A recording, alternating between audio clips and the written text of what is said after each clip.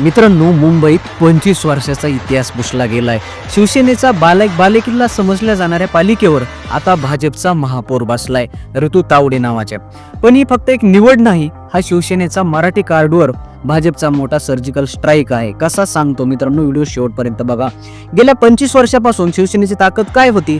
Marathi vote bank. पण यंदा भाजपने गेम फिरवला. ऋतू तावडे या पक्क्या मराठी आहेत, पण ते निवडून येतात घाटकोपरमधून. घाटकोपर म्हणजे गुजराती मतदारांचा गड. म्हणजे भाजपने काय केलं? गुजराती मतांच्या जोरावर एक मराठी ब्रँड तयार केला. यामुळे शिवसेनेची जी हक्काची मराठी मतं होती ती आता विभागली गेली आहेत. मित्रांनो, आता प्रश्न पडतो, भाजपने यांनाच का निवडलं? तर ऋतू तावडे या फक्त नगरसेविका नाहीत, त्या भाजपच्या मराठी चेहरा आहेत. येणाऱ्या विधानसभा आणि लोकसभा निवडणुकांसाठी भाजपला एक असा नवा चेहरा हवा होता जो मराठी भाषेतून उत्तर देऊ शकेल आणि त्याचा पालिकेत मोठा अनुभव असेल.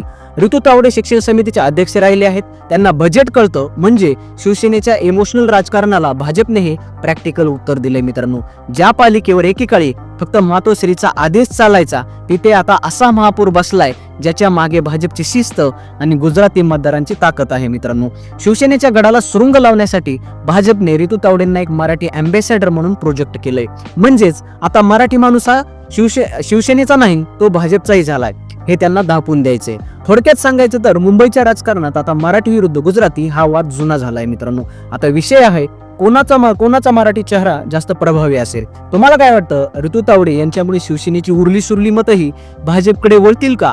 कमेंटमध्ये तुमचा तर्क सांगा आणि रील मित्रांनो शेअर करा. व्हिडिओ आवडला असेल तर मित्रांनो फॉलो नक्की करा. थँक्यू.